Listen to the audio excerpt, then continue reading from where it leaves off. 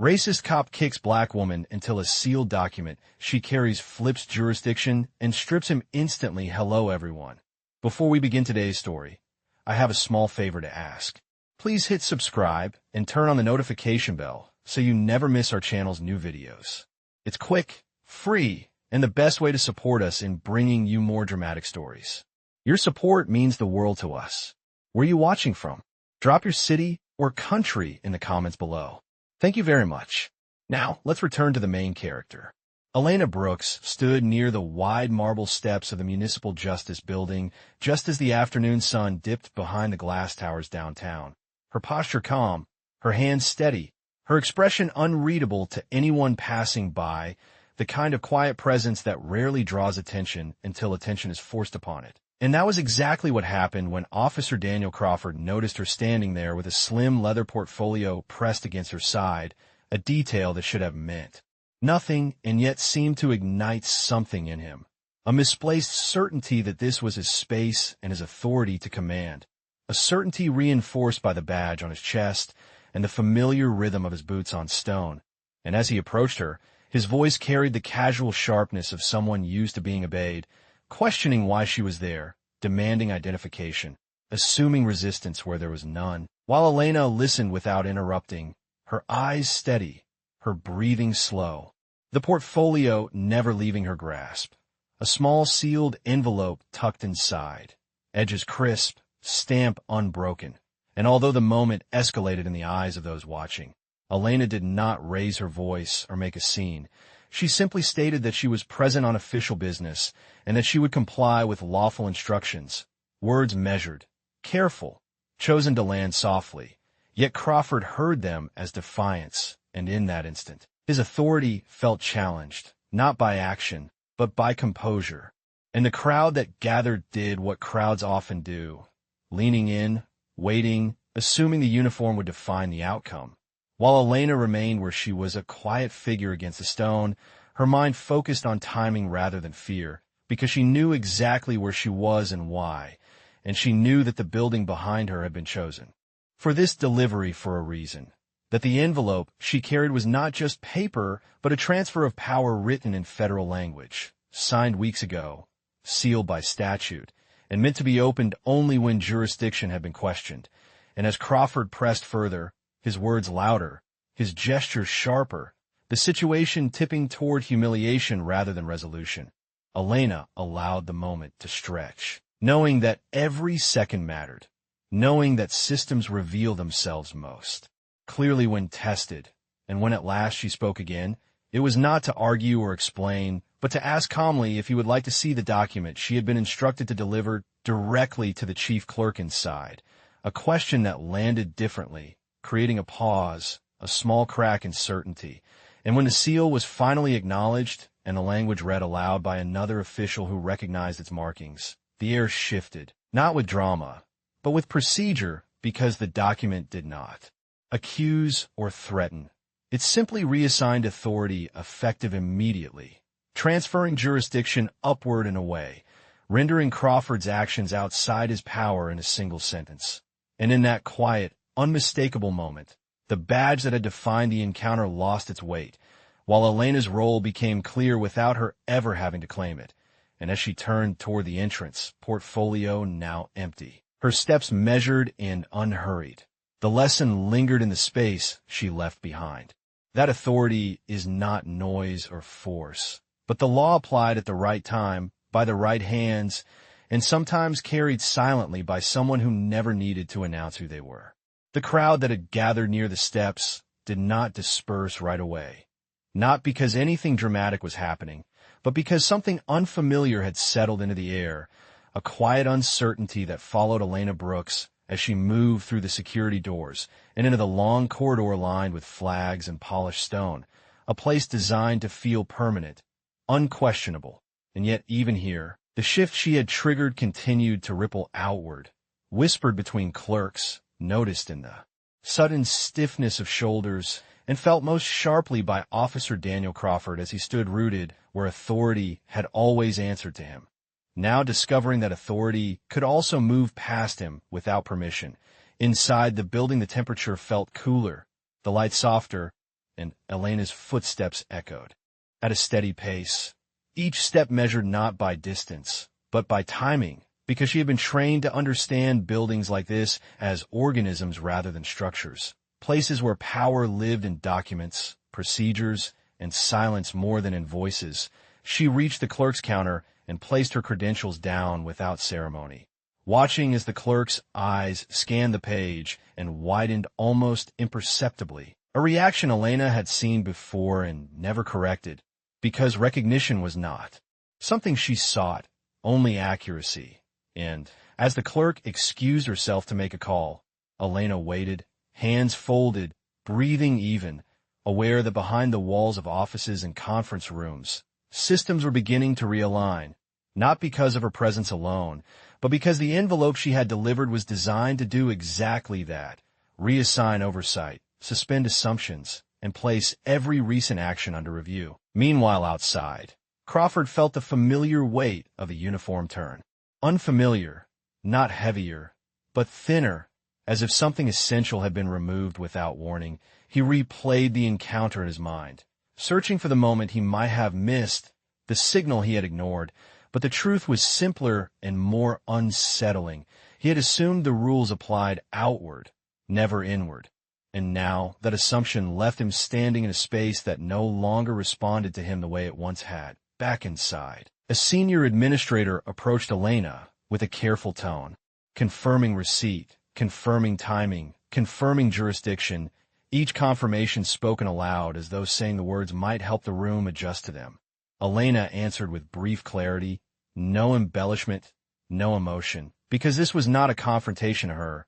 It was a process completed, and as paperwork changed hands and calls were logged, she felt the familiar sensation of an operation concluding, not with triumph, but with alignment, the moment when intent, action, and consequence finally occupy the same space. She thought briefly of how many times she had stood quietly in rooms where she was underestimated, not because she lacked presence, but because others mistook restraint for weakness, and how often systems revealed their true priorities when no one believed they were being watched. When Elena finally turned to leave, the building felt different behind her, not because it had changed, but because it had been reminded of its purpose.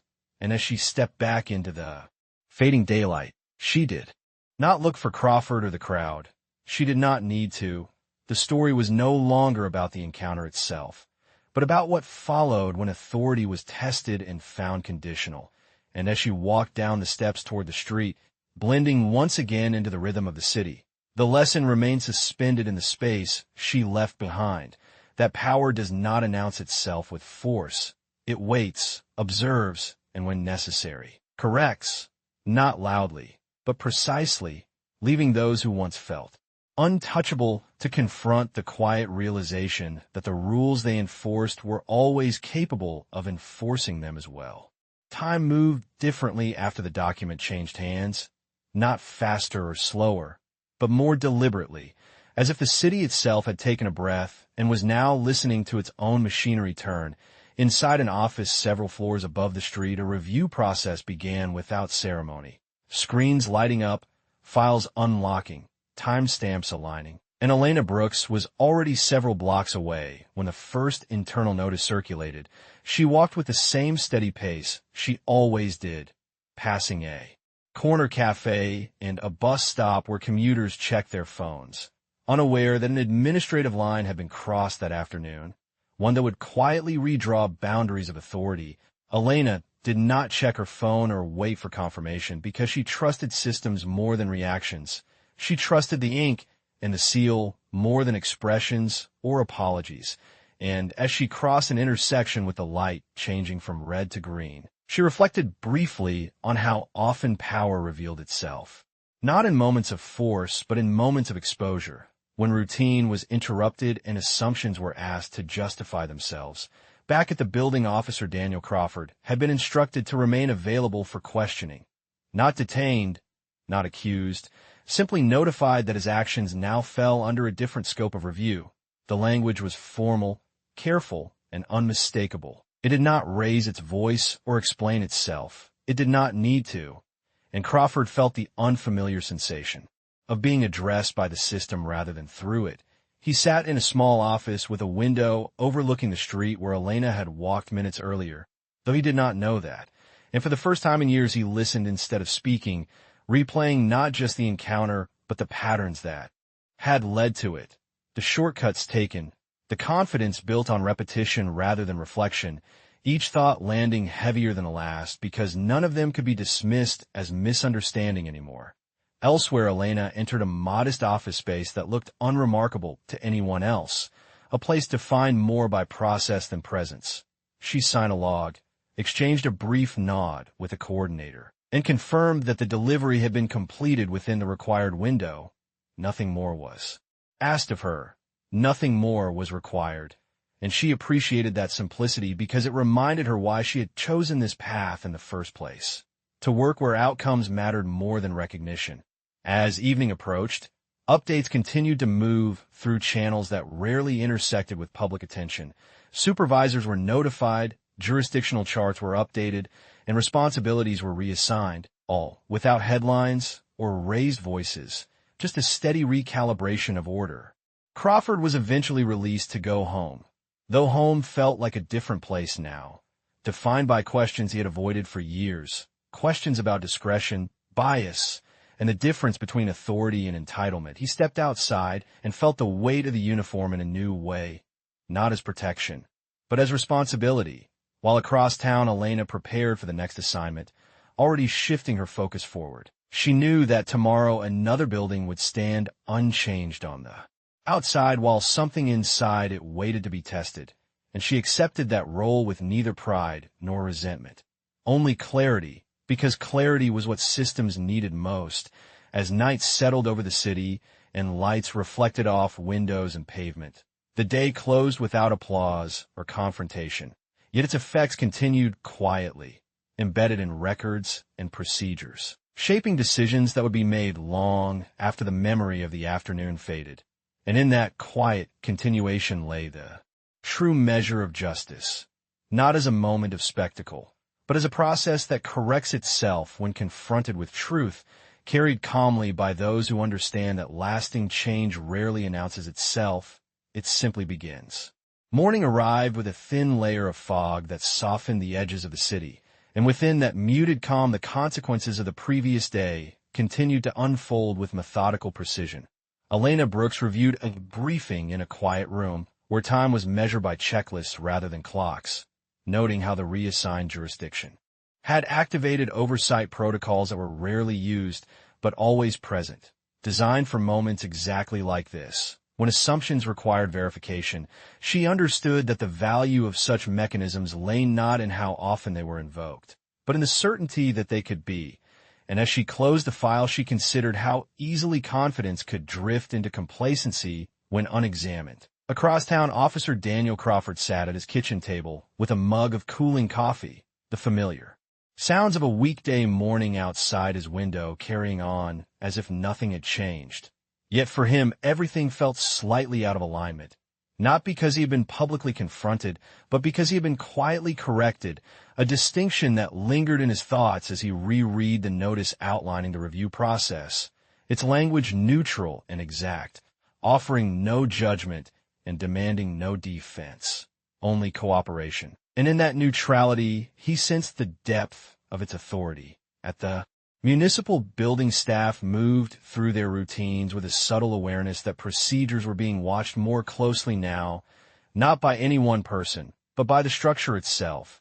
Reminders circulated about documentation standards and reporting channels, not as reprimands, but as recalibrations.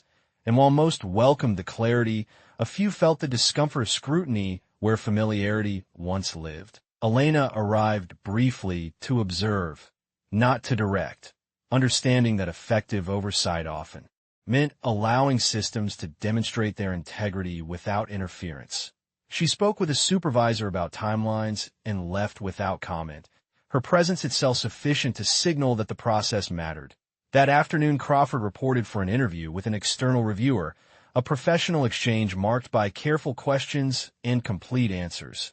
No raised voices or accusations. Just a thorough accounting of decisions made and assumptions held. He realized during the Conversation that his certainty had often relied on precedent rather than principle. A realization that did not excuse his actions, but reframed them in a way he could no longer ignore. When the interview concluded, he stepped outside feeling lighter and heavier at once. Lighter for having been heard, heavier for having listened.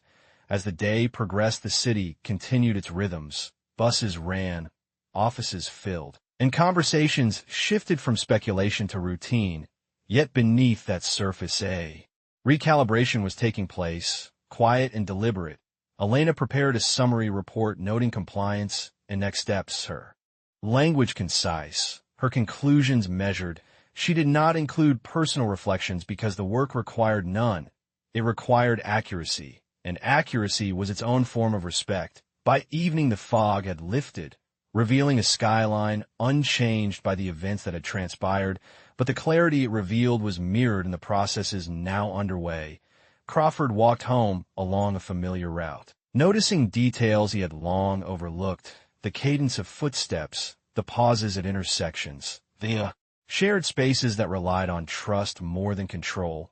He understood that authority without reflection could erode that trust, and that accountability, though uncomfortable, restored it.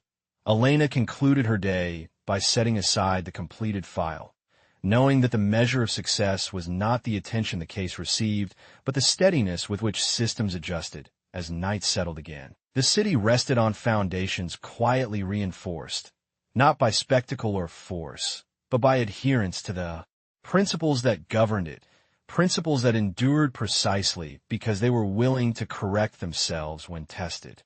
By the end of the week, the review had moved from observation to verification, a subtle but decisive shift that Elena Brooks recognized as the moment when intention became obligation.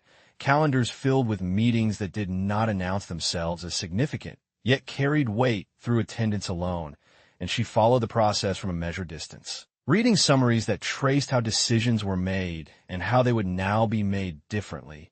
The language precise and unemotional, designed to withstand scrutiny rather than invite it.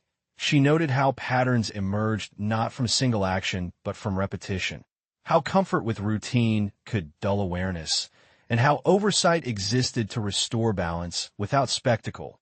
Across the city, Officer Daniel Crawford attended a mandatory training session focused on procedural clarity and bias recognition, not framed as punishment but as recalibration. The room quiet, the facilitator steady, the material familiar yet newly relevant.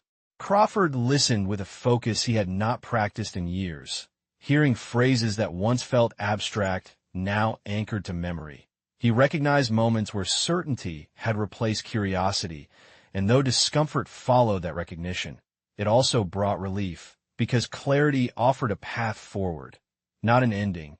Later that afternoon, an internal memorandum outlined temporary adjustments to his duties, administrative in nature and limited in scope, the kind of change that rarely drew public attention but mattered. Deeply within the institution, he signed acknowledgement without hesitation, understanding that cooperation was now a measure of integrity. Elena spent part of the day reviewing archive cases selected by algorithm rather than intuition, a method designed to remove personal bias from selection. She understood that systems improved most effectively when they examined themselves honestly. And as she scanned timelines and outcomes, she saw both diligence and oversight, moments where procedure protected and moments where it failed quietly. She documented observations with care, mindful that every note could influence future standards. As evening approached, she attended a brief coordination call, her role limited to confirmation and context, not direction, and when asked for perspective, she spoke sparingly, emphasizing consistency over correction. The call ended without flourish, yet its impact would be felt in the months ahead. Crawford left the building after his session and paused. On the steps, watching people move through their routines, he noticed how rarely anyone considered the systems that shaped those movements, and how easily trust could be assumed rather than earned. The realization did not come with guilt alone, but with responsibility, a recognition that authority was a relationship requiring maintenance, not a possession to be exercised. He resolved to approach his work with renewed attention to detail and dialogue. Knowing that change was measured not by statements but by habits, the city settled into night with its usual cadence. Lights reflected on glass, traffic thinned, and offices emptied. Elena prepared a concise update noting compliance milestones and pending reviews, her tone neutral, her conclusions factual. She closed the file and set it aside, aware that progress often appeared quiet because it was designed to endure, not impress. And as she stepped outside into the cool air, she reflected briefly on why she remained committed to this work, not for recognition or confrontation, but for the steady alignment of principle and practice. When systems functioned as intended, they protected dignity through process, and as the city continued around her, she trusted that the adjustments now underway would shape outcomes long after this week faded from memory, leaving behind not a story of conflict, but a record of correction. As the following days unfolded, the review reached a quieter but more revealing stage, one where patterns spoke louder than individual moments. Elena Brooks studied the consolidated reports in a small conference room where the hum of ventilation was the only sound, noting how the data traced a story of habit rather than intent, how decisions repeated themselves until they felt invisible, and how invisibility was often mistaken for legitimacy. She recognized that this phase mattered most because it addressed what could be sustained rather than what could be corrected. Once across the city, Officer Daniel Crawford adjusted to his modified schedule. His routine altered just enough to require attention. He found himself reading policies he had previously skimmed, noticing language he once assumed applied elsewhere. The clarity unsettled him at first, then grounded him, because it replaced assumption with reference, a subtle but necessary shift. During a departmental briefing, he listened as supervisors outlined updated expectations, their tone measured, focused on accountability rather than blame.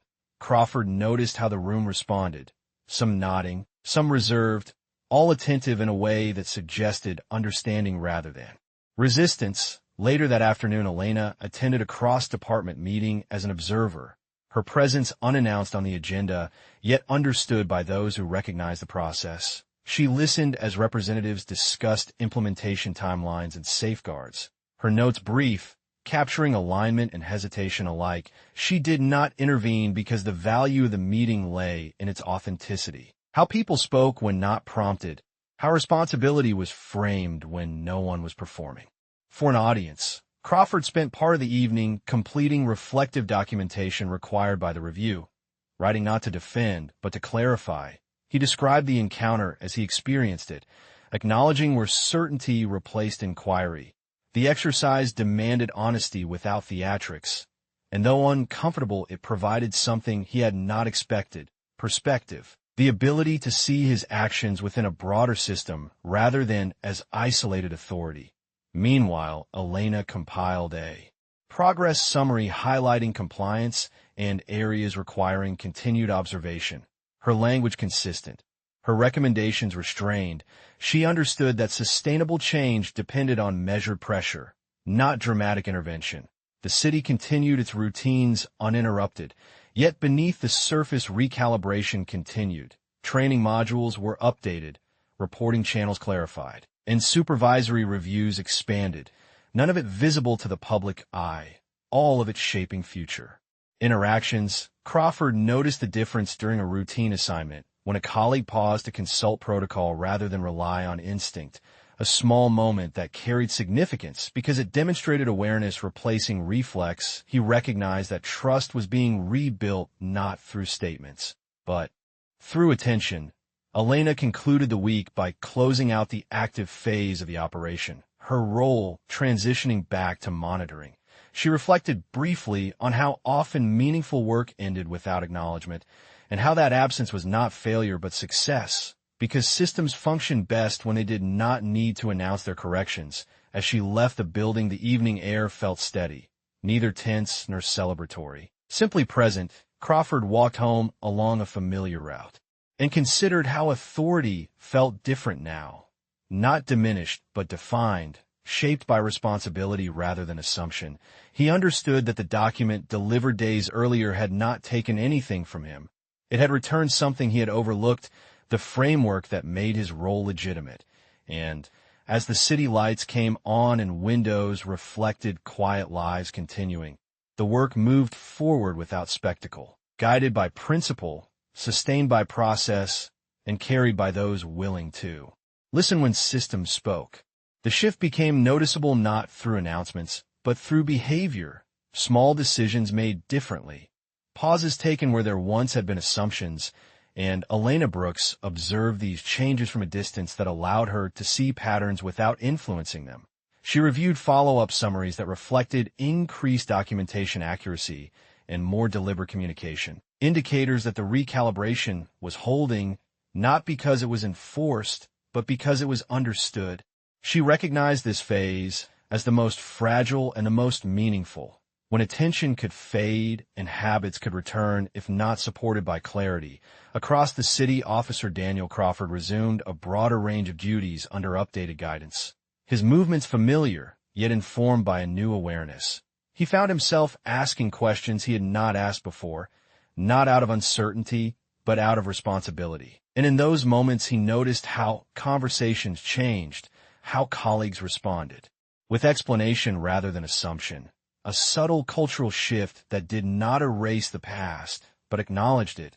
One afternoon, he encountered a routine situation that once would have passed without thought.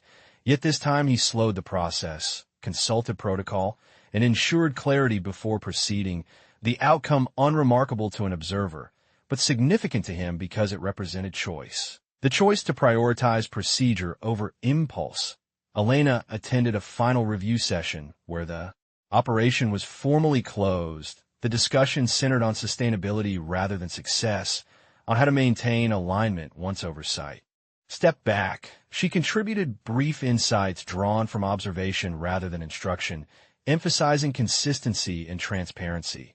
The room received her comments with understanding rather than defensiveness, a sign that the work had reached beyond compliance in a culture. As she left the meeting, she felt the familiar sense of transition, knowing her presence would now recede, replaced by processes designed to function without her. Crawford received confirmation that the review phase had concluded, accompanied by a summary outlining expectations moving forward. The document did not dwell on what had occurred, but on what would follow, reinforcing the idea that accountability was not an endpoint but a condition. He read it carefully and signed acknowledgement, not as formality, but as commitment. In the days that followed, he noticed how his perception of authority had evolved, no longer centered on control, but on stewardship, the understanding that his role existed within a framework that demanded care. Elena moved on to her next assignment, a different city, a different set of systems. Yet the principles remained constant.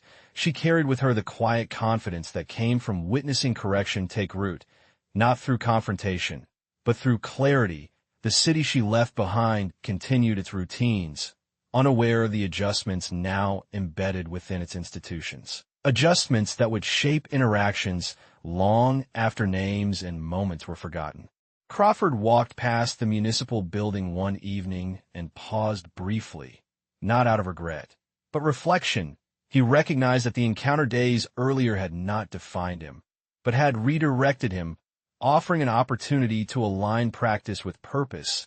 As lights came on and the city settled into its evening rhythm, the work of accountability continued without fanfare, carried by individuals willing to listen when systems spoke, and in that ongoing quiet effort lay the true measure of justice, not as a dramatic reversal, but as a sustained commitment to fairness, maintained through attention, reinforced by process, and realized in the choices made every day. The effects of the recalibration extended beyond reports and procedures, settling into the quiet confidence with which the institution now carried itself. Elena Brooks received a brief confirmation from a regional coordinator, noting that benchmarks had been met and that no further intervention was required at this stage. The message concise and unembellished, exactly as she preferred. She acknowledged receipt and archived the file, understanding that closure did not mean conclusion but readiness, the readiness to respond again if needed. Elsewhere, Officer Daniel Crawford experienced the change in subtler ways. During roll call, discussions were more precise, expectations stated rather than implied, and he noticed how the language of responsibility had replaced the shorthand of habit. It did not slow the work, it clarified it, and clarity made room for trust, a concept he now understood as something maintained rather than assumed. One evening, he volunteered to assist with a community meeting focused on transparency, not as a speaker, but as a listener. The decision intentional because listening had become an essential part of his recalibrated role. He heard concerns expressed calmly and candidly, and though none referenced the events of weeks earlier, he recognized the underlying desire for consistency and respect, values he now approached with renewed attention. Elena, preparing for a new assignment, reviewed briefing materials that described another jurisdiction, another set of routines, and another opportunity for systems to be tested through process rather than confrontation. She noted familiar patterns and adjusted her preparations accordingly, confident that the principles remained universal even when contexts differed. The city she was leaving continued without awareness of her departure, which she considered the clear sign that the work had succeeded. Systems should not depend on individuals to function correctly. They should depend on structure. Crawford's days regained a sense of normal rhythm, yet his awareness remained heightened. He found himself mentoring a younger colleague, emphasizing documentation and deliberation not as constraints, but as protections. The conversation felt natural, unforced, a reflection of how change had moved from obligation to understanding. Weeks passed without incident, a testament to the quiet effectiveness of recalibration. Elena departed the city without ceremony, boarding an early flight. With a slim case and a composed expression, her focus already forward, she did not measure success by recognition or outcome, but by alignment, whether actions and principles continued to move together once oversight stepped away. Back home, after another routine shift, Crawford reviewed a policy update that incorporated lessons drawn from the recent review, seeing within its language the imprint of a process that valued correction over condemnation. He realized that the document delivered that. Afternoon weeks earlier had not been interruption, but an invitation to participate in a system that held itself accountable. As the city moved through another evening, lights illuminating streets and windows alike, the adjustments now embedded continued to shape interactions invisibly. Elena settled into a new environment, preparing to observe rather than intervene. Trusting that the work left behind would hold, Crawford walked past familiar places with a sense of continuity rather than unease, aware that authority felt steadier when grounded in process. The story of that afternoon faded from memory for most, replaced by routine, yet its influence remained present in choices made and questions asked, and in that persistence lay the truest measure of justice, not in a single moment of correction, but in the sustained commitment to fairness that followed, carried quietly by those willing to learn, adapt, and uphold the systems designed to serve everyone. The city settled into a season where routines felt familiar again, not because nothing had changed, but because the changes had finally blended into daily practice. Elena Brooks received a brief follow-up confirming that long-term monitoring showed stable compliance, the message carrying no praise and no warning. Only confirmation that the system was holding. She read it once and closed the file, satisfied that the absence of urgency was the clearest sign of success. She understood that her role was never meant to be permanent, only precise. And with that precision fulfilled, she allowed her attention to move fully forward. Officer Daniel Crawford experienced the outcome in quieter moments, during routine checks that now included deliberate pauses, during conversations where clarity replaced assumption, and during decisions where documentation guided action rather than habit. He noticed how trust within his unit felt different, less automatic, but more real, built through consistency rather than confidence. One afternoon, he stood outside the municipal building watching people move through its doors, aware that most had no idea how close the system had come to failing them through complacency alone, and how quietly it had corrected itself. When confronted with truth, he did not feel shame in that realization, only responsibility, because responsibility endured longer than regret. Elena reflected on the experience while preparing for another assignment, recognizing that the most powerful interventions were often the least visible, those that redirected momentum rather than stopped it. She carried with her the knowledge that authority, when properly aligned, did not need to assert itself loudly. It simply functioned, and when misaligned, it revealed itself quickly under scrutiny. The city she had left behind continued without reference to her presence, which she considered the highest compliment. Systems that depended on individuals were fragile. Systems that depended on principles were resilient. Crawford received notice that the policy updates implemented after the review had become permanent, integrated into training and evaluation standards. He read through them carefully, recognizing language that emphasized awareness, restraint, and accountability, concepts that now felt practical rather than abstract. He signed acknowledgement with a steady hand, understanding that this was not an ending but a commitment renewed. Weeks passed, and seasons shifted.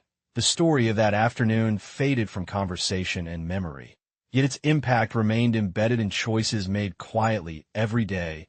Elena moved between jurisdictions carrying the same calm attention to detail, never seeking recognition and never avoiding responsibility. She understood that justice did not arrive as a moment of triumph, but as a condition maintained through care. Crawford continued his work with a renewed sense of purpose, mentoring others, asking questions, and grounding authority in process rather than assumption. He recognized that the badge he wore did not grant him power. It entrusted him with responsibility, a distinction that had reshaped his understanding of service. As the city moved through another ordinary evening, lights glowing in offices and homes alike, the systems that governed it functioned without spectacle, corrected not by force but by truth, carried not by anger but by clarity. And in that quiet continuity lay the final lesson, that justice does not announce itself when it arrives. It proves itself over time, in the steadiness of institutions willing to listen, adjust, and uphold the dignity of those they serve, not because they are compelled to, but because they understand that authority without accountability is temporary, while accountability rooted in principle endures.